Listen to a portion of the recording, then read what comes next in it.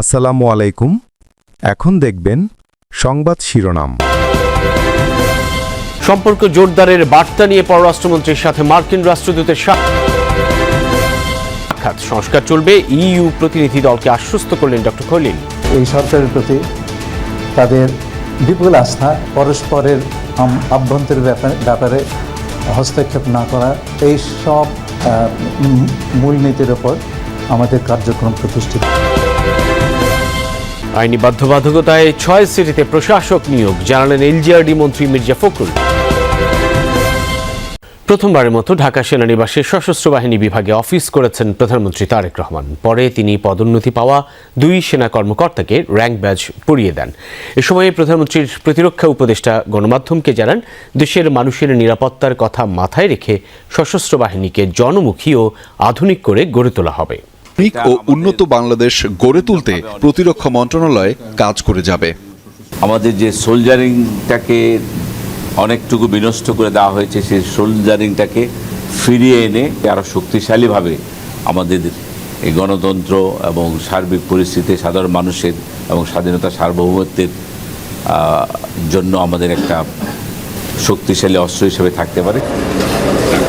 মধ্যস্বত্বভোগীদের দৌরাত্ম্য কমাতেই কৃষকদের জন্য কৃষি কার্ডের উদ্যোগ নিয়েছে সরকার। দুপুরে প্রধানমন্ত্রীর সভাপতিত্বে কৃষকদের সহায়তা দেওয়ার প্রতিশ্রুতি বাস্তবায়নে আন্তঃমন্ত্রণালয় সভা শেষে এই কথা বলেন কৃষিমন্ত্রী মোহাম্মদ আমিনুর রশিদ। জানান, দ্রুতই পাইলট প্রকল্প আকারে এই কার্যক্রম শুরু করবে সরকার। এর আগে প্রধানমন্ত্রীর সাথে সাক্ষাৎ করেন চীনের রাষ্ট্রদূত ইয়াওয়েন। সরকার গঠন করায় চীনা প্রেসিডেন্ট তারেক রহমানকে স্বাগত জানান, সেই সাথে আমন্ত্রণ জানান চীন সফরের। নির্বাচনের আগে দেয়া কৃষকদের সহায়তার প্রতিশ্রুতি বাস্তবায়নে সোমবার সচিবালয়ে বসে আন্তঃমন্ত্রণালয় সভা। প্রধানমন্ত্রী তারেক রহমানের সভাপতিত্বে এতে যোগ দেন অর্থ, কৃষি, ভূমিসহ সংশ্লিষ্ট মন্ত্রণালয়ের মন্ত্রী ও প্রতিমন্ত্রীরা। সোমবার দুপুর 12টায় মন্ত্রিপরিষদ কক্ষে শুরু হওয়া এ সভার বিষয় ডিজিটাল কৃষক কার্ড।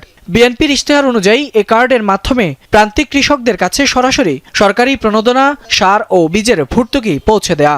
আর এটি বাস্তবায়নেই অনুষ্ঠিত হয় বৈঠকটি। বৈঠক শেষে তথ্যমন্ত্রী জহিরুদ্দিন স্বপন বলেন, মধ্যস্বত্বভোগীদের দৌরাত্ম্য কমাতেই কৃষকদের জন্য স্মার্ট কৃষি কার্ডের উদ্যোগ নিয়েছে সরকার। দ্রুতই পাইলট প্রকল্প আকারে এ কার্যক্রম শুরু হবে বলে জানান তথ্যমন্ত্রী। কৃষক কার্ড দেওয়ার ক্ষেত্রে যে সংশ্লিষ্ট অন্যান্য বিষয়গুলি আছে, সেই বিষয়গুলি নিয়ে আমরা আলাপ করছি।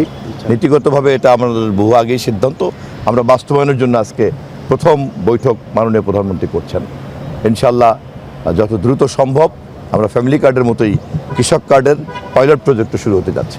মধ্যস্বত্ব কোনো ভোগীরা যাতে কোনো সুযোগ সুবিধা না নিতে পারেন অথবা যাতে কোনো লিকেজ না হয়, সে কারণেই কিন্তু আমরা স্মার্ট কৃষক কার্ডের দিকে যাচ্ছি। এর আগে প্রধানমন্ত্রীর সাথে সাক্ষাৎ করেন চীনের রাষ্ট্রদূত ইয়াওয়েন। প্রায় 1 ঘণ্টাব্যাপী বৈঠকে দুদেশের স্বার্থ সংশ্লিষ্ট বিষয়ে আলোচনা হয়। বিপুল সংখ্যাগরিষ্ঠতা নিয়ে সরকার গঠন করায় চীনা প্রেসিডেন্ট তারেক রহমানকে স্বাগত জানান, সেই সাথে আমন্ত্রণ জানান চীন সফরের। বৈঠক শেষে প্রধানমন্ত্রীর পররাষ্ট্র উপদেষ্টা বলেন, বাংলাদেশ চীন সম্পর্ক এগিয়ে নিতে আলোচনা হয়েছে। প্রধানমন্ত্রী নির্বাচিত হওয়ার পরে ওনাকে কনগ্রাচুলেশন জানানোর জন্য এবং চায়নার প্রেসিডেন্ট শি জিনপিং সাহেবের পক্ষে এবং চায়নার প্রিমিয়ার লি কুয়াংয়ের পক্ষে উনি শুভেচ্ছা জানাইছেন। বাংলাদেশ চায়না সম্পর্কটা হয়েছে ঐতিহাসিক, তার সূচনা হয়েছিল শহীদ প্রেসিডেন্ট জিয়াউর রহমানের সময়। চায়না একজন একটা ইম্পর্টেন্ট স্ট্রং ডেভেলপমেন্ট পার্টনার বাংলাদেশের। এর আগে সকাল 10টার দিকে তারেক রহমানের সঙ্গে সৌজন্য সাক্ষাৎ করেন প্রধানমন্ত্রীর জনপ্রশাসন বিষয়ক উপদেষ্টা, জনপ্রশাসন মন্ত্রণালয়ের প্রতিমন্ত্রী এবং প্রধানমন্ত্রীর মুখ্য সচিব। নতুন সরকারের প্রতি যুক্তরাষ্ট্র, চীন, ভারত সহ সব দেশের বিপুল সমর্থন ও আস্থা আছে বলে জানিয়েছেন পররাষ্ট্রমন্ত্রী ডক্টর খলিলুর রহমান। জানান, বাংলাদেশও সবার সাথে আস্থার সম্পর্ক রাখবে, তবে অভ্যন্তরীণ বিষয়ে কোনো দেশের হস্তক্ষেপ চায় না ঢাকা, এই বার্তা স্পষ্ট করা হয়েছে। সোমবার মন্ত্রী প্রতিমন্ত্রীর সাথে সাক্ষাতের পর মার্কিন রাষ্ট্রদূত বলেছেন, দুদেশকে শক্তিশালী, নিরাপদ ও উন্নত করতে কাজ করবে ঢাকা, ওয়াশিংটন।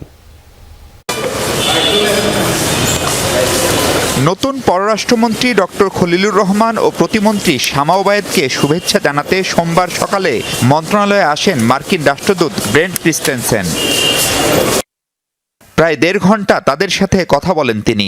এ সময় দ্বিপাক্ষিক ও আঞ্চলিক বিভিন্ন ইস্যুতে আলোচনা হয় নীতি নির্ধারকদের। বেরিয়ে যাওয়ার সময় গণমাধ্যমের সাথে কথা না বললেও এক্স হ্যান্ডেলে নিরাপদ, শক্তিশালী ও উন্নত দেশ গড়তে একসাথে কাজ করার কথা লিখেন রাষ্ট্রদূত। দুপুরে ঢাকায় ইউরোপের বিভিন্ন দেশের রাষ্ট্রদূতদের নিয়ে পররাষ্ট্রমন্ত্রী ও প্রতিমন্ত্রীর সাথে সাক্ষাৎ করেন ইইউ ঢাকা মিশন প্রধান মাইকেল মিলার। ঘণ্টাখানেকের বৈঠকে বিদায়ী সরকারের সংস্কার উদ্যোগ অব্যাহত রাখার পাশাপাশি পার্টনারশিপ এগ্রিমেন্ট সই করার তাগিদ দেয় 27 দেশের এই জোট। So we are looking at this new government to continue with a series of reforms. আইন, বিচার, প্রশাসন সহ গেল সরকারের সংস্কার কার্যক্রম নতুন সরকারও অব্যাহত রাখবে বলে আশা করি। আর আমাদের সাথে অংশীদারিত্ব ও সহযোগিতা চুক্তির সব কাজ চূড়ান্ত। আশা করি দ্রুতই তা সই হবে। Sign this together with Bangladesh in the nearest possible future. যুক্তরাষ্ট্র, চীন, ভারত, সৌদি আরব, পাকিস্তান সব দেশের কাছেই সবার আগে বাংলাদেশ নীতি স্পষ্ট করা হয়েছে বলে জানান পররাষ্ট্রমন্ত্রী। সরকারের প্রতি তাদের সর্বাত্মক সমর্থনের কথা জানিয়ে বিবাদমান সব সমস্যার সমাধানেও আশাবাদী ডক্টর খলিল। আমি যাদের সঙ্গে পর্যন্ত সাক্ষাৎ করেছি, এই সরকারের প্রতি তাদের বিপুল আস্থা, আমাদের সঙ্গে ঘনিষ্ঠভাবে কাজ করবার তাদের যে একটা প্রবল ইচ্ছা, সেটা আমরা দেখেছি। বলেছি যে আমাদের মটো হচ্ছে বাংলাদেশ ফার্স্ট, স্বাধীনতা, সার্বভৌমত্ব, পরস্পরের আভ্যন্তরীণ ব্যাপারে হস্তক্ষেপ না করা, এই সব মূলনীতির ওপর আমাদের কার্যক্রম প্রতিষ্ঠিত থাকবে। এর আগে রোববার সৌদি আরব, চীন, ভারত ও পাকিস্তানের ঢাকা মিশন প্রধানও শুভেচ্ছা জানিয়েছেন নতুন পররাষ্ট্রমন্ত্রী ও প্রতিমন্ত্রীকে। আগামী 12ই মার্চ শুরু হতে যাচ্ছে ত্রয়োদশ জাতীয় সংসদের প্রথম অধিবেশন। রাষ্ট্রপতি মোহাম্মদ শাহাবুদ্দিন এই অধিবেশন আহ্বান করেছেন। সংবিধানের 72 অনুচ্ছেদের এক দফায় প্রদত্ত ক্ষমতা বলে তিনি এই সিদ্ধান্ত নিয়েছেন বলে জানিয়েছে সংসদ সচিবালয়। জাতীয় সংসদ ভবনের সংসদ কক্ষে আগামী 12ই মার্চ বৃহস্পতিবার বেলা 11টায় এই অধিবেশন শুরু হবে। রাষ্ট্রপতির আদেশ অনুযায়ী 1432 বঙ্গাব্দের 27 ফাল্গুন এই সভার দিনক্ষণ চূড়ান্ত করা হয়েছে। নবনির্বাচিত সংসদ সদস্যদের উপস্থিতিতে এটিই হবে ত্রয়োদশ সংসদের প্রথম আনুষ্ঠানিক যাত্রা। সংসদ সচিবালয় থেকে জানানো হয়েছে, অধিবেশন শুরুর যাবতীয় প্রস্তুতি ইতিমধ্যেই সম্পন্ন করা হয়েছে। ঢাকার শেরেবাংলা নগরে অবস্থিত সংসদ ভবনে এই ঐতিহাসিক অধিবেশন ঘিরে নিরাপত্তা ব্যবস্থা জোরদার করা হয়েছে। রাষ্ট্রপতির সাংবিধানিক ক্ষমতা বলে প্রথম অধিবেশনটি বসতে যাচ্ছে। ত্রয়োদশ সংসদের প্রধানমন্ত্রী, বিরোধী দলীয় নেতা, চিফ হুইপ সহ বেশিরভাগ সদস্য প্রথমবারের মতো এমপি নির্বাচিত হয়েছেন। 6টি সিটি কর্পোরেশনে প্রশাসক নিয়োগ হলেও স্থানীয় সরকার নির্বাচন সঠিক সময়েই হবে বলে জানিয়েছেন বিএনপি মহাসচিব ও স্থানীয় সরকার মন্ত্রী মির্জা ফখরুল ইসলাম আলমগীর। এছাড়া সংরক্ষিত নারী আসনের প্রার্থীদের যোগ্যতা হিসেবে দলের নীতি, আদর্শ ও জনগণের সাথে সম্পৃক্তদের মনোনয়ন দেবে বিএনপি। মির্জা ফখরুল জানান, কার্যক্রম নিষিদ্ধ আওয়ামী লীগের কার্যালয় খোলার বিষয়ে আইনগতভাবে ভাবা হবে। নির্বাচনের পর বিএনপির দলীয় কার্যালয়ে গিয়ে সাংবাদিকদের সাথে কুশল বিনিময় শেষে এসব কথা বলেন।